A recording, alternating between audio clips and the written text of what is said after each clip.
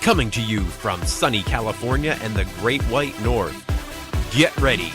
We are breaking down the obstacles on the Armchair Ninja Podcast.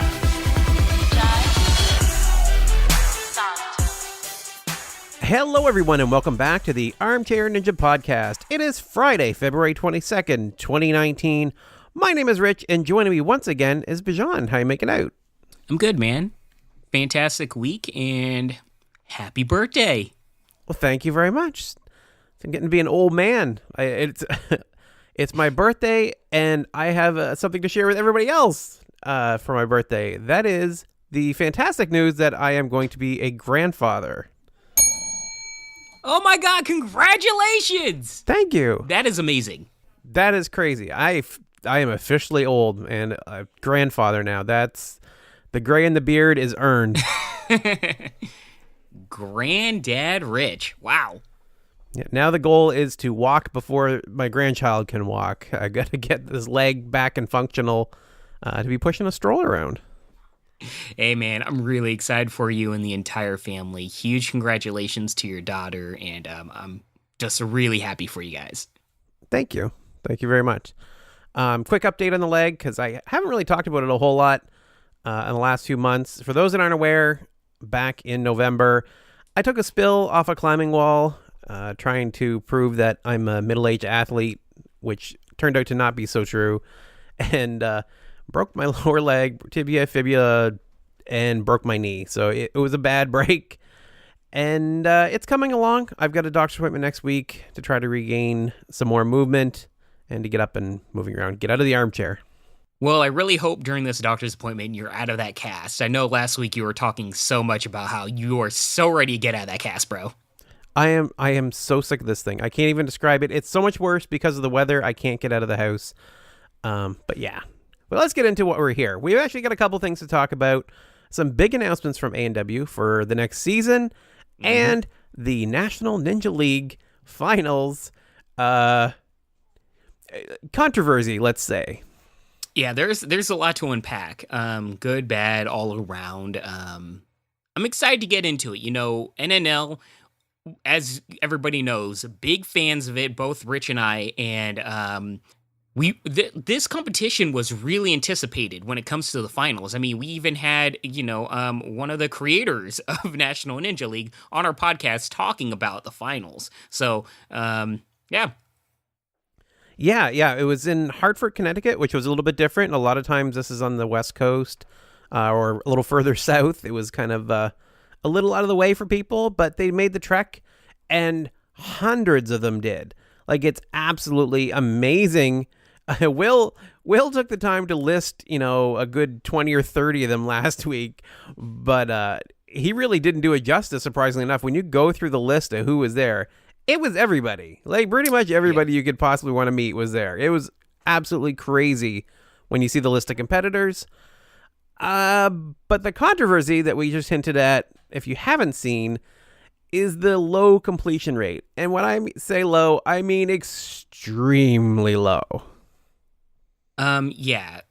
We can break it down in a bit, but just giving an overview of the whole thing, in the pro league itself alone, I think I could be wrong, but I believe the number was 332 competitors.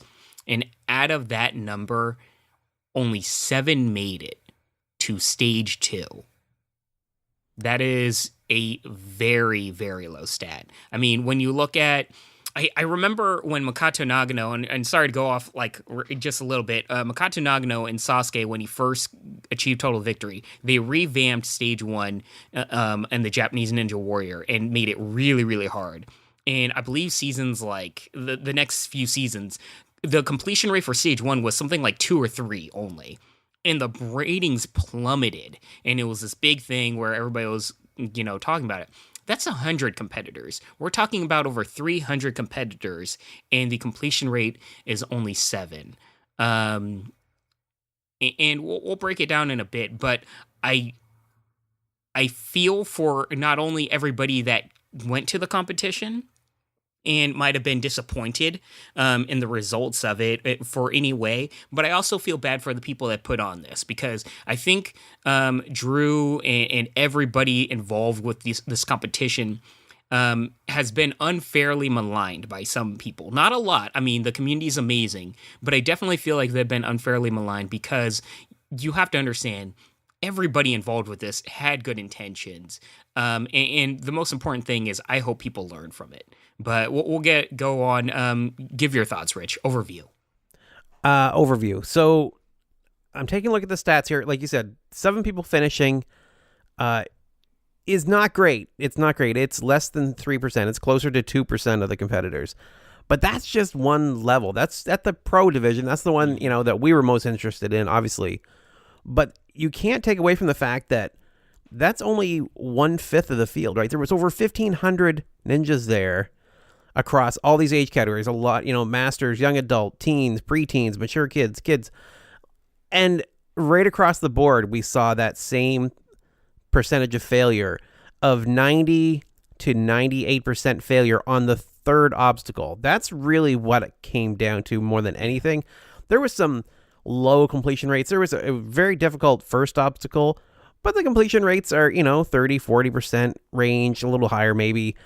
It's bad, but not game breaking. It's really the third obstacle that has everybody upset more than anything. I would say I would say they're equally flawed. And I mean, why don't you explain what the obstacle 1 and obstacle 3 are on stage 1? And I can't make that more apparent. This is stage 1. Right. So obstacle 1, I liked it. I think it was just, let me describe it first here. We've got basically the quintuple steps, but they're on pivots. So when you jump to the first step, it rotates freely. Now it goes between 2 points, right? So it doesn't spin in a full circle like a bar stool, but it spins quite a bit, and it's pretty unsteady. And I think that was one of the bigger complaints. They that rock. It wasn't. They're on like springs or something like that. Like imagine just any type of thing on a spring where they wobble back and forth.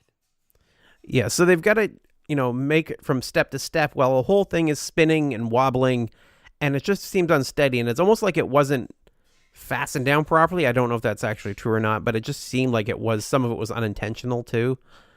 But I saw plenty, complete it, but I could see the complaints, right? It felt like an unfair obstacle. Certainly not where you want to go out if you've traveled across the country to compete in this thing, right? It's kind of a big expense for families and for people to go here to this big stadium far in the Northeast. But a lot of people made the trek, and to fall on the first obstacle is brutal. And we saw some of the top competitors going out on those steps.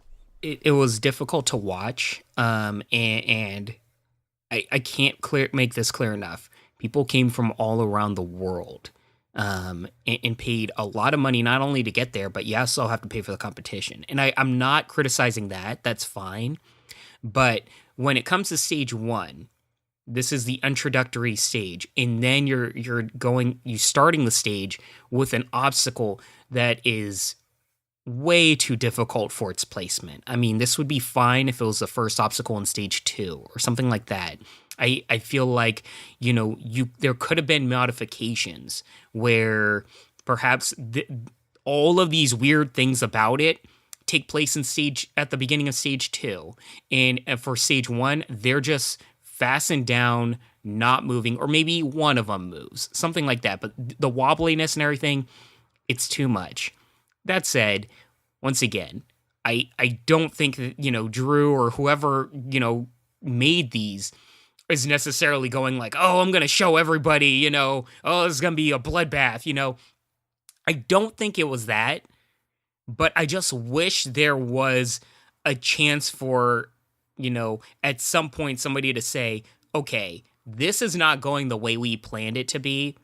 Maybe we will give everybody in the wave 1 a second redo because nobody has completed this, and this is going to be an issue. I fully understand if somebody has a different perspective, and I'll go into that argument also later because I think it's fair to give all perspectives when it comes to this. But that's kind of my thoughts, is that there could have been a point where somebody was just saying, hey, people travel all around the world. Let's see them actually try more things. I mean, let's be real. I can talk from experience going through a whole lot of buildup and everything and only making it stage 2 or obstacle 2, and there's disappointment.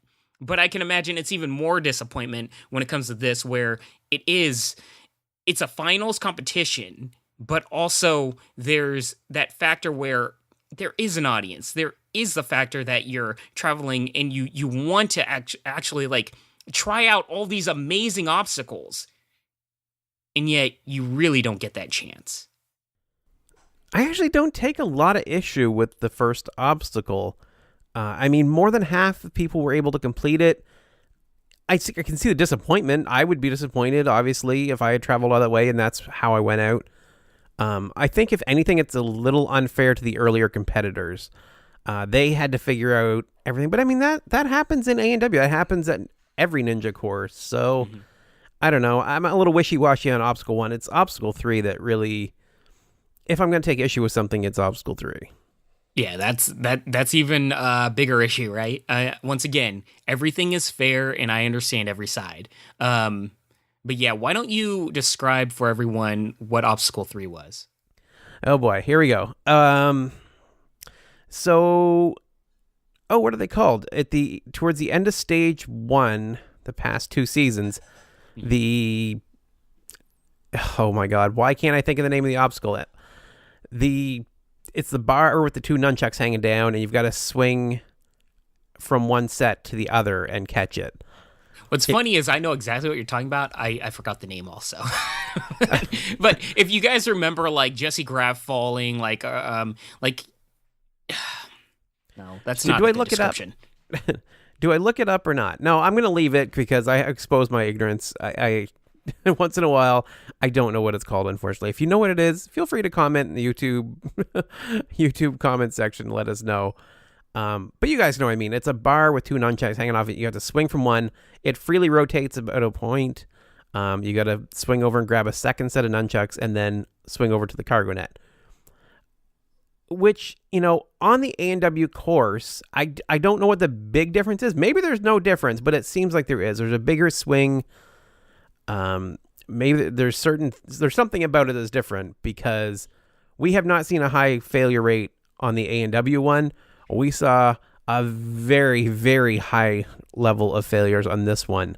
It was such a short distance, and we saw top ninjas, Thomas Stillings, Barclay Stockett, like, list every, 98% of ninjas could not complete it. And it's just crazy that level of competitor struggled with it and it managed to make it on the course. Like, the testing was lacking somewhere.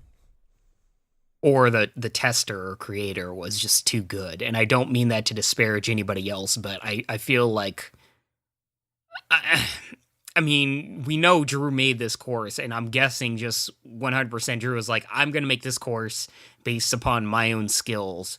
And once again, that's not to disparage other people, but what I mean is, like, when you look at some over OP like courses in some competitions, it's usually based on the creator or the gym manager with a very, very high set of particular skills, basing like very difficult obstacles for what they would find difficult based on their own really good skills. I mean, I'm really fast. I'm a marathon runner. I do Spartan races, a bunch of things. If I make a competition where it's all just speed, that's not necessarily fair to everyone else, right? Basically, I that's a terrible description, but something like that.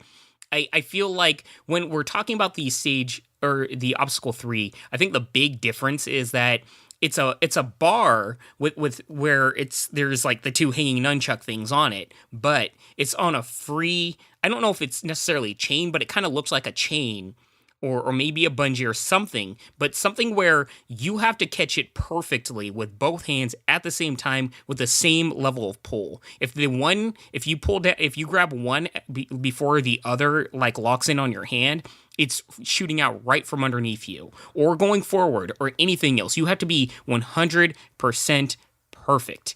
And then you have to transition from that to another one, if I remember correctly.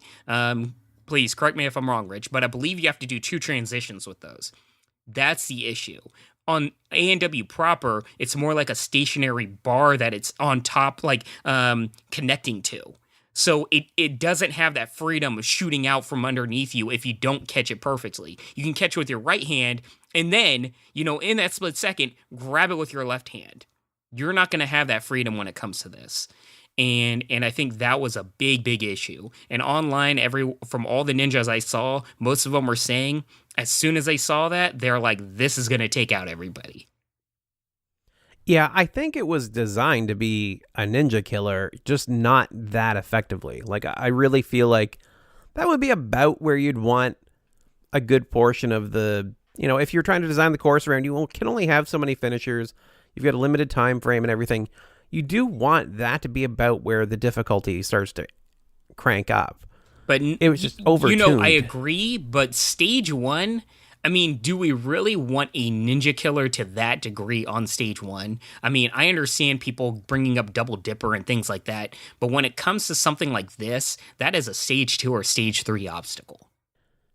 I guess. I mean, ideally, I think you would want a good 50% or so. Like, you'd want a good chunk of people taken out by obstacle 3, well over half the course, and have a lot of timeouts. I think you should be gearing it more for timeouts on stage 1. That's more satisfying to people, right? Have a very aggressive time on it, so people are going as far as they can, as fast as they can. I don't know. I'm not the expert. These guys are the experts, right? I just, as a fan, as a someone who enjoys watching it, I know that the crowd was struggling to keep engaged when they had 150 plus people going through, and no one can seem to beat this course right across the board too, right? Every age level was struggling on this third obstacle, which was, they're running parallel. Like, it was crazy event. We're being a little negative here because that's, we are getting a lot of feedback from people that were very disappointed, but there are people jumping to the defense of the whole thing too. And I should stress that it is a huge task that they managed to do, right? Running this many simultaneous courses, over 1,500 competitors in this big arena that's not a dedicated facility, so they had to set it all up with limited time. Like, it is an amazing feat what they accomplished. As a whole, this was a very well put together competition when you're talking about the aesthetic. They had video footage of every run, graphics. The hosts were actually really impressive to me. I want to give them a shout out. Alex Cunningham and Lucas Gomez, they were really good on the video feed. I really enjoyed their commentary. Very astute. They knew what they were talking about. They gave a lot of energy and excitement. So they made, we always talk about Akbar and Matt Eisman really adding to the aesthetic of the visual experience. And I really have to give a big shout out to them. Lucas Gomez and Alex Cunningham. Brilliant guys. Do you realize Lucas Gomez? I know who Lucas Gomez is, bro. All right, I'm just checking. But I have to give props to where they're due. And also, like I almost said roughing. It's not it's not the referees. But everybody on the course was really good. In particular, I really enjoyed the fact, and I just haven't been to competitions, like local competitions, where they have a kids league or children's league running on there, but I really enjoyed the fact that when there were the younger, competitors on the course, there was always a spotter there for every obstacle. In case they were to have fallen or something, there's somebody to catch them. I really, I guess, appreciated that small little factor where there is that sensibility of safety. Very important to me as somebody that works with a lot of children. You just never know. Children sometimes don't know how to fall a certain way, or just in general. So I thought that was really good. Once again, that might be just a commonplace in all competitions, but I'm glad it was here. Yeah, I noticed that as well. Speaking of the commentators, before we move on from that, there was more commentators than just those two. There was actually a lot of guest people talking. I did not watch the whole thing. That's a lot of hours of footage. I'm afraid I didn't watch all of it. Same I was here. jumping around. I was picking and choosing certain competitors. And I have to say, I heard Will doing commentary for the first little bit of it. I'm sure I heard Jeff Britton. It's definitely sounded like his voice.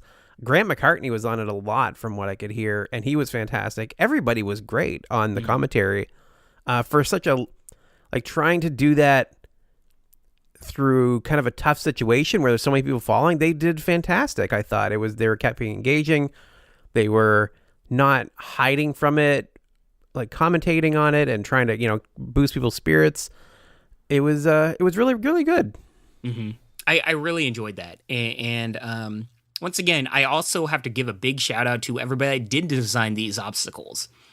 Although I don't agree with the placement of them and maybe the staging and everything like that, I very much think these were very creative, difficult, awesome obstacles. I mean, when you really think about the obstacles and how they're designed and everything, they are big time A+. Yeah, I liked the course. I really did. We're not going to run through all the obstacles. We're kind of going all over the place here, but we're gonna try to rein it in a little bit. I just wanted to give some good, say some good things. It really.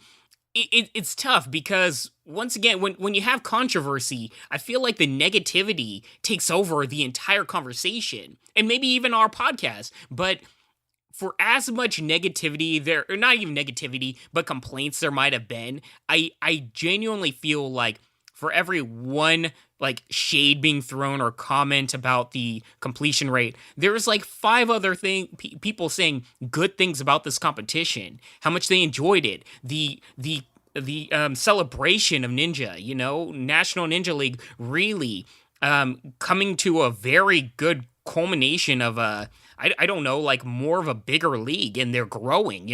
I really enjoyed the competition and what I saw there. It was hard to watch the first stages.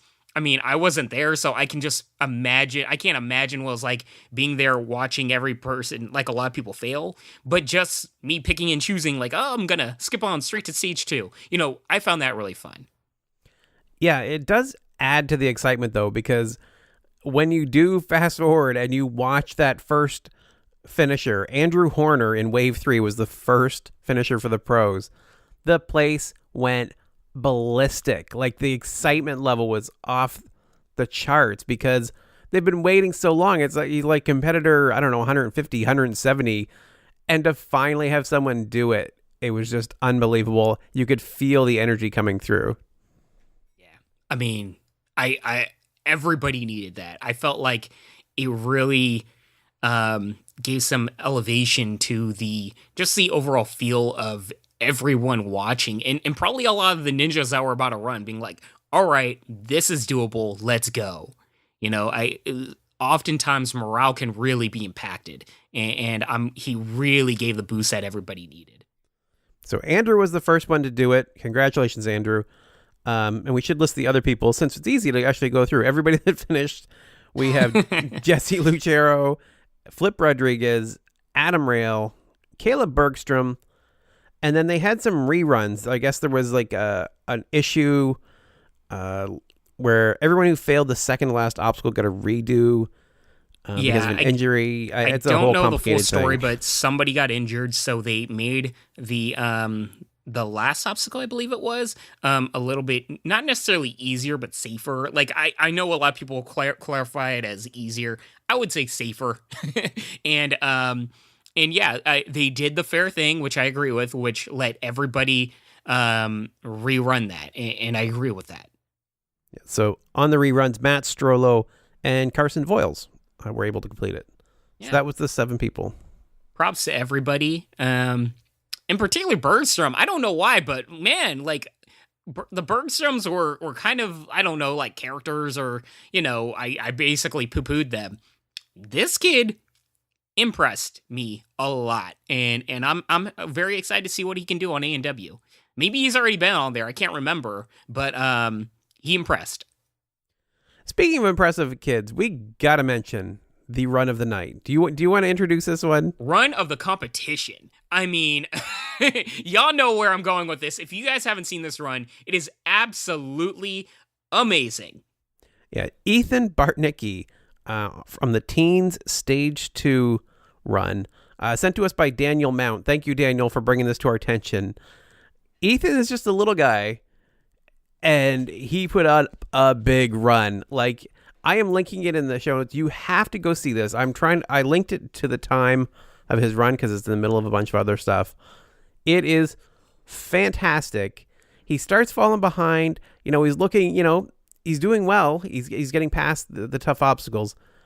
And then he just put a jetpack on. He just absolutely tore up the end of the course. So basically what happened was he struggles through and I don't even say struggles, but takes his time and shows that this stage 2 was difficult. And we'll break down a little bit more of stage 2 in a bit, but I really want to talk about this run. He's taking his time, and the clock is ticking, and he makes it to maybe there's 3 obstacles left, and there's about 30 seconds, and you're like, oh boy. And what's next left is a freaking wing nut. Like, a wing nut is not an easy obstacle. But he hops on there and he starts swinging. And the only thing you could think of, and the commentators did a brilliant job of really hammering this home, like, that clock is ticking. He needs to go. I don't know if he can do this. And he just starts swinging. He makes a transition. I forget the second to last obstacle, but he does that. And then he gets to the last obstacle, which is a spider climb, that zigzag spider climb thing that was at the end of Ninja vs. Ninja. Not to that size, of course, but something similar. And this kid has literally less than 10 seconds. No, what was it? It was like 4 seconds, right, It was Rich? like 4 or 5. Yeah, it was ridiculous. It was like 6, 5, and all of a sudden he gets on this and he flies through it.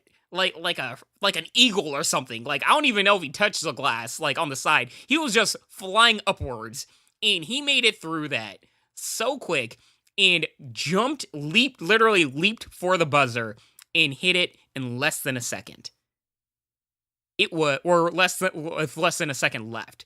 And I gotta say, it was so amazing. It's one of those runs where it literally makes you jump up out of your seat and scream, and I was so incredibly happy for this kid. I like that I didn't have it spoiled, right? Daniel, God bless you for sending it to me and just saying, check out this run. Because I didn't know what to expect. To be honest, I had heard there had been a couple of injuries, and I thought that was what he was sending. So I kept waiting for him to fall, and I was really nervous watching every step he did. And that's kind of how I noticed the spotters, like you had mentioned, because I was waiting for him to fall in Scorpion. I know one kid, I don't have the details on it, but there was 2 injuries that sound kind of bad, but a whole other story. That's the one where they changed the course. Yeah. But yeah, it was not what I expected at all. I just saw him just take off at the last second, and I was half nervous and half cheery because I thought, oh God, is this how he hurts himself? But no, he just makes an amazing dive for the buzzer. It manages to do it in time. It was a great, great run. Everybody at home, I mean, if you haven't seen this competition or anything, if there's a run to see, it's this one. We'll talk about the winners of the Pro League and everything, but seriously, this was a run of a competition. Yeah, it was really good. Absolutely fantastic. So we moved on to stage 2. We get to see 7 pros attempt it. Wasn't a whole lot better on that stage, unfortunately. There was still some struggles, still difficult, which would be fine. I actually don't think there's anything wrong with stage 2. It's just the low number of competitors meant we had a low number of finishers at the end of the day. Yeah, I don't really have any problems with stage 2 at all. I thought the obstacles were very creative. In particular, they had this really neat cliffhanger, sliding puzzle type thing. I mean, I don't really know how to describe it other than it's a cliffhanger, but you actually literally slide the holds. And I found that really creative and cool. Um, Also, I don't know what was up with that weird horizontal salmon ladder. It was neat, Rich, but how on earth do you even describe that thing? I couldn't follow what was going on that well, to be honest. I was a little confused by it. It kind of reminded me of uh, the deja vu, right, where they got to jump it out of the hook and swing back around. But yeah, it's a little odd. It's like a backwards horizontal salmon ladder. I don't know. It's a little odd. It looked like a nasty fall. One of I think it was Jesse. One of the guys took a nasty fall off of it. He was fine, but I thought, geez, that seems accident prone. Yeah, I mean, I'm not really sure. I enjoyed the fact that it seemed like the ninjas had two different routes because there was a harder but probably shorter route that a lot of ninjas tried but failed at, and then there was like a longer but easier route that a lot of the later ninjas tried, and they're in opposite directions. That's why I'm guessing like different routes. But there was a lot more success in that route, and I enjoyed the fact that there were options. Any type of obstacle where there's different ways of completing it, I enjoy that. And yeah, I really found the following obstacle. It's kind of like a flying bar, but you kind of have to like walk it from peg to peg. Like there are certain pegs diagonally in front of you, and you gotta like I don't really even know. You basically have to walk it, from peg to peg. I always enjoyed that. I know we've seen iterations of it before, but I just think that's a super creative obstacle. Yeah, that one's good. I like that one. I liked was it like a spider walk, but it has a big gap and they have to jump across it. I thought that was really cool too. Yeah, that looked difficult, man, but creative. I liked that. That was cool. I like when they take a skill that they already have and just kind of up the difficulty, like the up-down salmon ladder and things like that, where it's something they've done before, but just tweak it. Just make it just a little different, a little bit harder. Yeah, fully agree. But the only ninja to make it through stage 2 was Adam Rail. I mean, what is with this guy? Who would have thunk?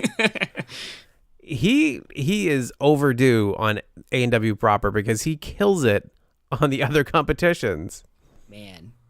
I mean, really, when you think about how well he does in all of these competitions other than ANW, how has this guy not, like, made it to stage 3, like, 3 seasons in a row on ANW proper? It's crazy to see. I think it's the wing nuts that, if I remember correctly, that's what's taking him out usually. I mean, it's crazy to think that that's his Achilles heel right now on ANW proper, because we know he can do it. Yeah, he's great fun to watch. He's great fun. He's got a great personality. He's everything the show needs. Like, I'm just waiting for his breakout year. I'm hoping this is his year. Mm-hmm. Met him and his family. Really humble, very, very sweet people. All right, so in stage 3, I saw the length of the video and I was a little excited. I thought, oh, does he go deep into stage 3? Unfortunately not. It's kind of nice that they ran the feed a little bit longer and other people were trying the one that took Adam out, so we got to see Flip try it and things like that. But yeah, he got a couple obstacles into stage 3 and that was it. All done. Well, describe what he failed at, man. I mean, it was I forget the name of it, but there's an obstacle on the latest season of stage 3 of ANW was in stage 3 where there's like this salmon ladder bar that basically goes in and then out. If you know what I mean, like you can make it smaller and then you can extend it. Like a cheap curtain rod, like a shower rod, right? Where you can extend or contract it. So there's this weird salmon ladder, just a ladder thing. I would put it more of the description of like 2 ladders like parallel with the bar on the first peg. So you can't just lift it up because there's going to be like a bracket blocking it. But what you have to do is in the motion of a salmon ladder, like jumping upwards, right? You have to basically squeeze it together, lift it up, and then extend it outwards again into the next peg transition. I don't know if visually you guys can imagine that, but it's super cool and it looks super difficult. But I gotta say, this is a dope obstacle worthy of stage 3. And man, That, that looks difficult. He That looks wasn't able to insane. do it. Yeah, it Yeah, looks insane. I I'm torn on it. I want to see some people do it before I want to give a final verdict on it. It almost seems too difficult, but I mean, I've thought that before and they managed to do it. So I yeah, mean, I've said it for many things, and people, astound me. I think this one's doable with the top ninjas, which I think is 100% perfect for a stage 3. And once again, a lot of controversy and everything, it's all about the placement of the obstacles. I don't have a problem with the obstacle, just placement. Um, yeah, overall, I liked that. Big shout outs to a lot of the kids' stages. Actually, I found most enjoyment when watching the competitions, really watching the younger leads, like the preteens and the teenage competitions. They there were a little bit more of a completion rates. Obviously, the obstacles were a little bit more tweaked, but not severely. It wasn't like it's a completely different course where it's super nerfed or anything like that. Kind of like ANW Junior, I felt like they had a very good understanding of flushing out the difficulty right for the age group. And the that cool cliffhanger sliding puzzle thing, it was there for the preteens league, and everything like that. I like that. And we got a lot of really good struggle and heart and grit from a lot of these kids. I forget the name of one of these kids, but there was a kid that was hanging by a transition hold for a very long time, over a minute, and he still moves on to complete a lot of the course. And I found that really, really cool. cool. I do want to say one last thing, and then I'll let Bijan wrap it up here. Or as far as this topic goes, anyway, the National Ninja League put out a post on their Facebook, and I really enjoyed it. I thought it summed up things fairly well.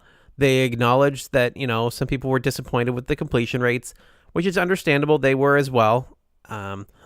There was a big thank you to Drew and all the staff for all of the hard work that they put in to run a successful competition. I mean, overall, it was a very big success.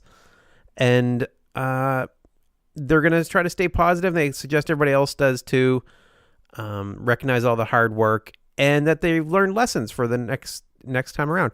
I think that's a great way to look at it. I think they got 95% of everything right.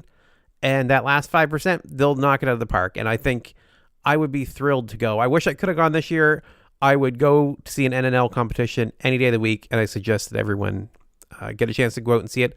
A lot of people that have written in have said that they thoroughly enjoyed it. They were disappointed with the results maybe, but had a lot of fun, get to meet top ninjas. I've got pictures from the Fitzgerald family who had a great time there. So it's, I mean, I think overall it was a success.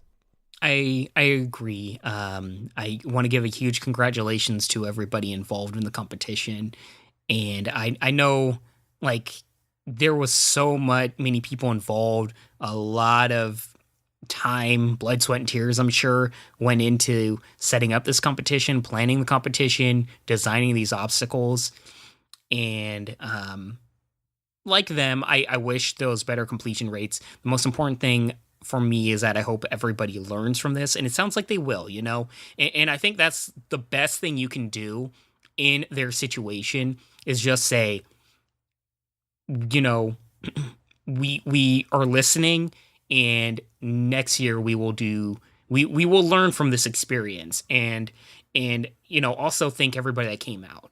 And I genuinely believe this is a community that is not the type of community that's really going to be negative or torn down by trolls or anybody really says nasty stuff online. This is such a happy communal community that really embraces the fun aesthetic of the ninja community, or of obstacle course racing in general. And I hope that continues. With my final thoughts, I want to share a post that was posted to Reddit by a user named Beast Mode 365. And the reason I want to bring this post up is because he shares similar, or she shares similar, I guess, opinions that I have, maybe for, just suggestions for next year.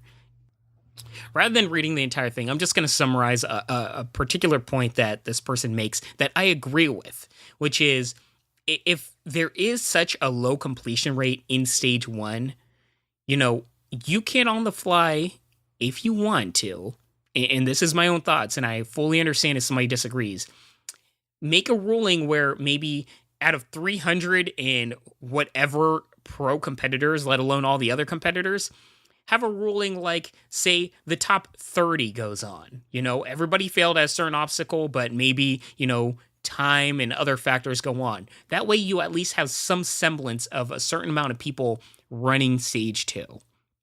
I will fully understand if somebody disagrees with that and say, no, the people that completed this earned it, and that is not the way ANW works. I 100% respect that opinion, but I feel like when you really look at how many people went to this event, the low number of completion rate, and just the overall feeling and factors involved, I feel like if you bring somewhere from 50 competitors from that 300 and something to 30, even maybe down to, 10 or 15, I don't know. But I feel like that could at least alleviate some of the pain involved, and we can get more competitors on stage 2 and see what they're made of. Once again, I think it breaks down to if this is a competition, and I know this is the finals, and it is about that competitive drive, earning, the title and everything, and I fully understand that. But when you really look at it from the other point of view of a lot of people coming to this very big culmination of event and everything, hey, sometimes maybe that's the right path to go. Maybe stage 1 can be viewed at like a city qualifier, and stage 2, 3, and 4 can be more of the Vegas finals. That's my own humble opinion, and I share it with Beast Mode 365. I really enjoy that suggestion that this person shares.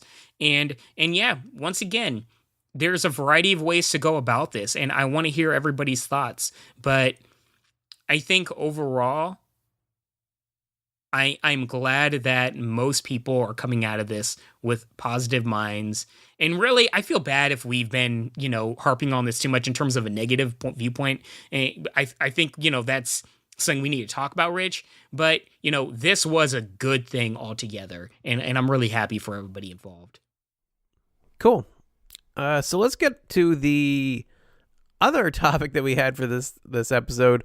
ANW11 announced a bunch of stuff, including the dates, the cities, and a few hints as to what's coming this season. So taking a look at the dates here, let me just list off the cities and dates here quick. So get your pen and paper handy if you haven't seen this yet. We've got LA is going to be March 6th and 7th. Atlanta, March 24th, 25th. Oklahoma, April 12th and 13th. Baltimore, April 28th and 29th. Seattle, Tacoma, May 11th to 12th, which, by the way, is going to be inside the Tacoma Dome. And Cincinnati will be May 24th and 25th, with Vegas being June 18th through the 23rd. What do you think? We got to talk about this inside. The first time we're going to have an inside course on A&W. I'm very excited about this. I feel like, from some competitions that I've seen, I think, the inside aesthetic can really work from the visual element, not to mention, like the audio and things like that, right? But I'm excited to see this, man. And as somebody, and Rich, you can agree, I'm not going to speak for you, but you've been in this situation. Anybody that's been in the audience, like A&W films from like midnight, sometimes up to like 5 a.m. It is cold, y'all. It is not fun. If you're indoors, it was not cold. You were in LA and you're complaining that it was cold. Yeah, it was freezing. I was in Philly and it was hot. It was perfectly fine. Don't get me started. Don't get me started. It was like 40 degrees. It was awful. Okay. So weather is important though, and I do want to add to that point. Sorry, I know I'm interrupting here, but I gotta get go the ahead. point in. It's very critical that they prove that ANW can be filmed inside in order to get Canadian Ninja Warrior. I really feel like that's what's been holding us back all this time. That's the issue, right? That's what it was. That's exactly all it was. Mm-hmm. I'm excited. That said, I mean, I think this can really help out because if you guys remember, man, last season they had to like upend. I forget which region it was, but it was the one where Joe Morosky was originally going to run, and they had to completely move that because the rain was so severe. You just don't know what's going to happen with the elements. Yeah, he got bumped. There's 5 competitors, I think, that had to move had to go run in a different city. Mm-hmm. They couldn't run in Cleveland. They had to go to Minneapolis, I think. There's Rich with the encyclopedia mind. Props to you, bro. I do not remember. Like, I remember I don't know the specifics. I could have got that wrong. Who knows? There's been seasons where it rains and other things. You know, Ninja versus Ninja. A lot of competitors are talking about that final obstacle. You know, that spider climb thing, having a lot of like precipitation on it. You know, like elements of factor in. And I'm not saying have everything indoors, but there are regions where, hey, an indoor competition can actually help. And beyond that, here's the big question: are they going to film at night? Because they don't have to if they do it indoors. Wow, good point. That is a really good point. Huh. Like, how great would that be? They able to film it through the daytime when they're actually people are awake and the time of day isn't a factor. It shouldn't be a factor in Ninja. It's that hidden factor that no one, if you're a very casual fan, have no idea. Which is? The fact that they can't get a good night's sleep and they're like exhausted. I thought you were talking about a good thing. Yeah. No, that was the hidden factor. No, I not, really. Not to mention the audience, man. I mean, it's really hard to cheer at 4 a.m. when you're freezing cold and everything. I missed Najee's run. I still kick myself over that. We left. It was like 4:30 in the morning. It was winding down the night, and we bailed out. And Najee Richardson ran after that. It was like, I miss his big debut when he went high up over the wall, the whole deal. Yeah. Sucks. I mean, there's a lot of good things that can come from an inside, staging, whatever you want to call it, competition. Seating, the visual aesthetics, like lighting, can probably be better. There's Bathrooms? just a lot of elements that could be better. And we'll see. Once again, I could be completely wrong. But I think this is a good testing area, and I'm excited to see what comes from that region. I know some competitors have talked about the other regions. I'm sorry, I'm terrible at geography. I don't know what the differences are in terms of like the new regions and like if that's good or bad for the travel of competitors. Do you have any sensibility of like what it's like, Rich, or have you heard anything? I haven't heard any complaints. The only thing I saw noted was that, this is the first competition in the Northwest. Okay, so new region. That's really good then. I like that. Yeah, well, you take a look here. I think it's generally in the vicinity of where they normally would be. Who's missing out, I guess, by having that one? I guess Cincinnati's covering Northeast, Atlanta's Southeast. Yeah. I don't know. Someone's not going to be. Oh, wait. There is no Texas one. Usually we have Dallas or Houston or San Antonio. We've got nothing. Does that mean we don't have to deal with a racetrack episode anymore? I'm so over that. Yeah, I guess so. I don't know. I mean, my American geography is not what it should be, I guess. I mean, I'm Oklahoma. American. It's not. I don't know. What would be closest to that region for the Dallas, Houston, San Antonio areas? I mean, I don't remember even the regions you said. I don't know. Never mind. Okay, besides that, we have the return of the Mega Wall confirmed. Mm-hmm. Very excited about that. Happy. The return of the Last Man Standing getting the $100,000 prize, was it? Mm-hmm. Screw the haters. That's very cool. happy about that. Dope. That's good. Thank you, ANW Nation, for posting that up. I will have a link to that article. But they also had a quote here. This season will bring some new significant changes to the course and the gameplay. That is including new rules for the Mega Warped Wall and never before seen obstacles. I mean, we always have that. Yeah. But the key word there is new rule changes. Mm. And there, like, speculation can run wild on that one. I don't know what that means. I mean, I heard some people online, a lot of people actually saying, hey, maybe this means like there can be a redo. Like you fail once and then you get a retry. No. I seriously doubt that's going to happen. No, that won't happen. That's not going to happen. But it says including new rules for the Mega Warped Wall. It doesn't say... Oh, is it only for that? Rules. I think that's all it means. Man, I feel like a lot of talk has been like in general, like, rules in like overall. If it's just the Mega Warped Wall, I mean... I don't know. I know when I was there and they're running down the rules, they basically said you have the option of running the Mega Warped Wall, and if you fail, you get one try on the Warped Wall, right? Yeah. And typically you get 3 tries on the Warped Wall. So that was like the risk factor. Maybe they're going to upend that. Maybe they want more people going for the Mega Warped Wall. Maybe... I don't know. Maybe it's like, hey, you only get one shot of the Mega Warped Wall and then you fail. It could be either making it harder or easier. Not easier necessarily, but more of a, hey, go try it. We want more people going for this. I think that's what it is. They'll try to encourage more people to try it. So they'll probably make no penalty for trying it.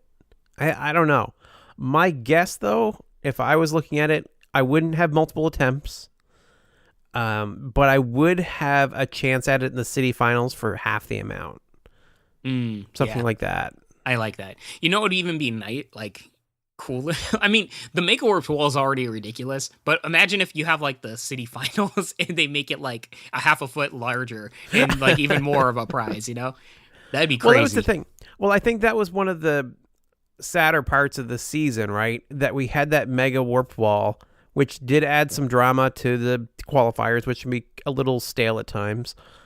But in the city finals, to have like some of these competitors like Joe standing and staring at it, like shaking his finger, wagging his finger at it, like it would be nice for them to be able to try it. Like you want to see them make the attempt. Oh yeah, I mean it's a little ridiculous when you got the city finals, like the harder competition, and you can't do the Mega Warped Wall. I understand, but it's a little ridiculous. I'm sure they didn't know how much they were going to pay out, so they had to kind of take it easy the first year. Now that they have a sense of, all right, so we're not, it's not going to cost us a fortune. I mean, come on, do we up. Really want to get into this again? But like, when's the last time they really had to do a big payout to anybody? Like, when's the last time? I believe it's only been once they actually had to give away $1 million, where most reality TV shows always have a guaranteed completion finalists and winning a bunch of money. Not to mention, none of the other ninjas get monetary awards for being on the show. I could be wrong, but I didn't. And I know that's been a contention. So if you really want to go in the weeds, I mean, when you look at other reality shows, so you're talking like, Survivor, right? They go, Survivor, they set up camp on an island. The Challenge, Titan Games, Spartan Ultimate Challenge. Even those shows. They don't have $1 million prize though. A lot of them. Some of them do. But they're paying out a lot more than ANW. Let's be real. They're not setting up these courses in the middle of cities all over the country and all the craziness, all the B-roll footage, and like it's a big production. Like fair. To be fair, that is fair. But you want to know what's different? A lot of those shows, I mean, Survivor and the big ones notwithstanding, but like the smaller ones, they aren't getting the ratings that ANW's getting. ANW can afford it. Or should I say, NBC can afford it. So all that was standing. I mean, what if we were to think of one big change that you'd want to see in ANW11? What would it be? Oh, geez. Put me on the spot. I actually like where ANW has ended up. I like just about everything. Take out one of the Wingnuts from Wingnut Alley. That would make me happy. That would be the only change I would make. I like that. Yeah, honestly, I like you. I really enjoyed the improvement that we've been seeing season after season from ANW. And ANW 10 was really, really good in my opinion. a lot of that fluff was gone. So I'm really like, I posed the question, but I don't even really have an answer, to be honest with you, man.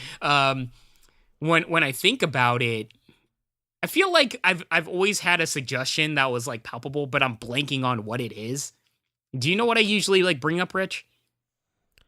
Answer the question for me. Oh, geez. What do you usually complain about? The fluff pieces, but they've gotten better. No, those have been good. What is it? Oh, I know. Stage 4. Oh my, yes. Thank you, Rich's. Okay. Yep, you win. Stage 4, 100% needs a change. If y'all don't know, I'm going to keep it short. Stage 4, it's visually boring as heck. It's literally a rope climb. That needs to change. Look at Sasuke. Look at the improvement. You can have, just like Sasuke or a different version, you can have a spider climb to a salmon ladder to a rope climb. So much visually better. I mean, for $1 million, it all like you go through this intense journey, and then it's literally a rope climb based on one skill. No, thank you. Thanks, Rich. That is 100% what I was thinking of. All right. So that is it for this week. Send us in your suggestions. How would you improve ANW11? What changes do you think are coming? You can reach me as rich@ninjapodcast.com. I am at Ninja Podcast on both Instagram and Twitter. And Bijan, how can they reach you? Yeah, tell me how much you think I'm wrong and how much you hate me at Twitter and Instagram at Bijan151. That is BIJAN151. Just kidding. Love you all. All right. Thank you all for listening, and I hope you have a wonderful week. Peace and love, y'all.